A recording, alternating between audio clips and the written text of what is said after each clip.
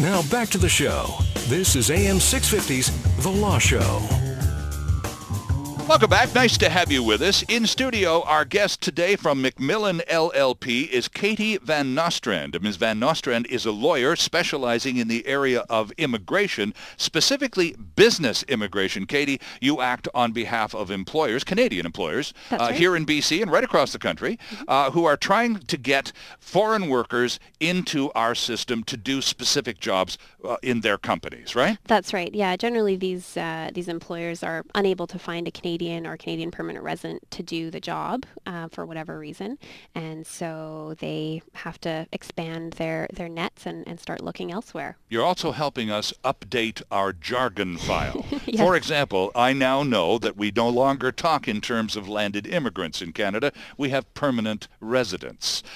Do we still have green cards, or is that too an old school thing of the past? You know, we, to my knowledge, never even had green cards. The Yanks had green cards. That's right. Okay. It's a U.S. term for permanent resident, and from friends of mine who live in the U.S., I think that it still exists, and I think the name came about because the card was originally, or may still even be, green. Okay. And so you got your green card, and that meant that you were a permanent resident. And they still have lotteries for them in the United States every year. I know it's a tough process. So the Americans, so we just sort of borrowed the term green card and applied it to what would be a work permit in Canada, right? A permanent resident. Permanent residents and work permits are two separate things. Okay. So your green card, that's a permanent residency card. In Canada, we just call it your PR card or your permanent residency card. Right. And that's just a card that shows that you are a permanent resident of Canada. And if you're a permanent resident, Katie, that automatically allows you to work, or do you need a separate work permit document as well? Once you are granted your permanent residency and you have your card, you no longer need a work permit to work in Canada. Okay. But you can be in Canada without being a permanent resident, just on some kind of work permit or work visa. Which of the two is it? Generally, the term is work permit. Okay. People sometimes need entrance visas or temporary resident visas to enter the country. Once you're here, you don't need to keep that visa up to date unless you plan on leaving the country and then coming back in. Okay. It's something that you use to come into the country. So you may have someone who's here from India, where people, citizens from India, need a visa to enter Canada. Okay. If they've been working here for a year, maybe their visa runs out. They have no need to leave the country and enter again, so they may let their visa lapse. Oh, I see. And some countries are more strict than others. And I'm thinking, I mentioned this to you during the break, I have a friend who has a son in university in Australia. And so he went down and did his courses, Canadian kid, of course, and worked, getting his way through school. And then his visa expired because he was on a student visa. So he, as you were just saying, if you're from another country in Canada and your visa expires, you don't have to go back to the old country and reapply to come back in. In Australia, my friend's son had to come home to Canada and turn around and do all the filing of the paperwork from abroad for permission to return. He really wants to go back and live, but he's sort of in bureaucratic limbo right now while they process his paperwork. Australia's a really tough country in terms of who gets in. They're very strict about it. That sounds like it. And I mean, Canada's definitely very, very strict about who comes in and how long you can stay here as well. But I mean, if you're here already and you're working for a company and the company wants to keep you on, you are able to renew your work permit from within the country. There are, I mean, very few exceptions. Every once in a while, there might be a situation where for whatever reason it won't work.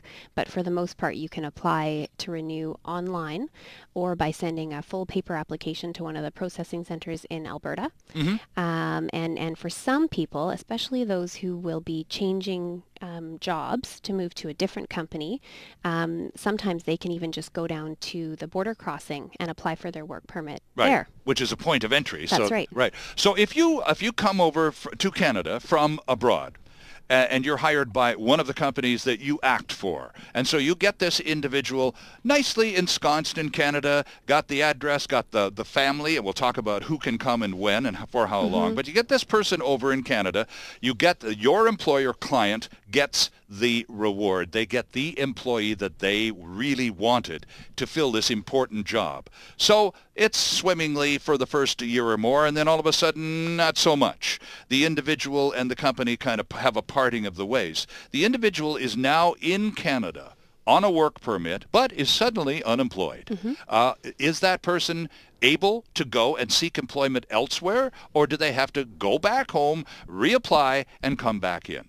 They can actually stay in the country on their current work permit. That's their legal status to be in Canada. Okay, so as long as that's not expired, you're fine. You can stay in, Okay. but you can't work for any other company other than the company that's listed on your work permit. Oh, really? And in any other job other than the job that's listed on your work permit. So you've just been bounced. You've just been fired from that company that specifically says that you're here to work for. So how do you have to deal with the feds after that, I guess, then right away, right? Yeah, I mean, you are allowed to stay in Canada until the end of that work permit. So Right. for some people, they might get a really, a 3-year work permit for a company, work for a year, and then the company says this isn't working out.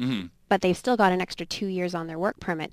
They could technically stay in Canada, just not working for anyone Right. for that 2 years. The problem, of course, is income. No one's going to have enough income Yeah, to the severance isn't going to be that sweet, is it? themselves. That's right. Right. So generally what people do if they like Canada and they want to stay is they'll go and look for another job, either in their industry or, that suits their background. And then once they apply for and obtain a new work permit for the new company, in their new job, then they can start working again Oh, for I that see. new company. So the process is once you've left the company you originally came here to work for, you have to find yourself another company to go to work for, and then you reapply to have your work permit altered to include the name of your new employer now. That's right. It'll be a completely new work permit, new file within the CBSA, that sort of thing. Okay. And what's a typical length of a work permit in Canada, Katie? It really depends on the work that a person is doing, but anywhere from 3 months if they're just coming in to fix up a company or do something small, management consultant work, that type of thing, all the way up to 3 to 5 years, if they might be a professional working in a very, very specialized type of work. Generally they're longer and the employers know that they want to keep them longer. When This will all depend though on, for the most part, on what's going on in the labor market, in the Canadian labor market. Because generally when the employer applies for a work permit, they have to apply for what's called a labor market opinion. Okay. And that's basically the okay from the government to hire someone or not. Now back to the green card, if I can interrupt for a second, because it used to be, in my business, for example, in broadcasting, if a Canadian broadcaster wanted to go down and work in the United States, they had, and get that all-important green card, they had to be able to, or their new employer had to be able to prove to immigration that this person was going to perform such a job that was so unique that no American could do it, and therefore we really do need this person rather than somebody from the local media. And if you could prove that, you're in. Do we have the same requirements for your employers when people you act on behalf of to get these people from around the world into Canada? Do they have to prove to the government of Canada that they're so different and so unique, no Canadian could possibly ever do that job? That's basically correct. Wow. Yes, So we are similar in that way. We are, yeah. Okay. Yeah. We go through the process of obtaining the labor market opinion, or Okay. LMO as we call it. And what does that do? That's basically the confirmation from the government from saying that there's no Canadian or Canadian permanent resident available to do this job, this particular job. So where did they go to find this out? Well, the employer has to start by advertising the position. Okay. And certain positions, the government breaks things up into two parts: lower skilled positions and higher skilled positions. Sure, okay. So the higher skilled positions can be anything from, a very technical software designer, developer, photographer, graphic designer, all the way up to someone who's coming here in a very specialized managerial or executive position. And the lower skilled would be someone coming to work as perhaps a barista or working as an assistant of some kind. Okay. And so for the lower skilled jobs, you have to do more looking than you need to for the higher skilled jobs. Same amount of time, 4 weeks and 4 weeks. That's how long that the employer needs to advertise the position. And there would be specific rules as to how that advertising, where they put the job offers. That's right. Out there. Okay. Yeah. There's I work generally in the higher skilled department, so we'll talk about that. Sure. But it's usually you need to have absolutely everything listed on the job offer, where the person's going to work, what is their salary going to be, right? Are there medical benefits included? What are their duties and responsibilities? What are the educational requirements and experience requirements? The exact address where they're going to be working in whichever province in Canada.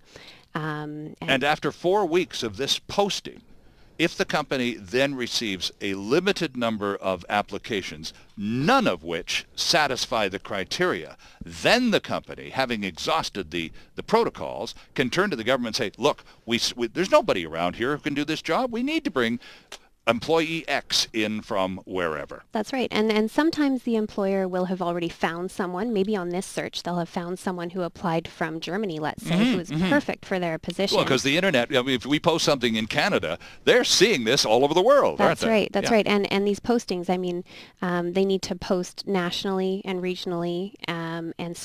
And most things these days with the internet are international as well. So They may well get people from all over the place who are going to be applying for this job. And when they make their labor market opinion application, it's a form of 7 to 10 pages where you're basically talking about the job type, how long you're going to need this person, what it is they're going to be doing, the industry they're working in, and then there's a whole section saying, here's how and where I looked for Canadians or Canadian permanent residents to do this work. And I couldn't find anyone. Couldn't find anybody. And That's then right. that opens the door. That's right. Interesting stuff. When we come back, because we need to take a quick break here. Okay, so you've got this person successfully through the door. The job has been posted. There wasn't anyone local or anywhere in the country that could do it. So this person has now received official permission to come to work in Canada. So what I want to find out is, who do they get to bring with them to Canada, and for how long, and under what conditions? We're talking immigration law on this particular episode of The Law Show here on AM 650. Our guest is Katie Van Nostrand with McMillan LLP in Vancouver. This is fascinating stuff, and we'll be right back with lots more. There's more of the show still ahead. This is AM 650's The Law Show.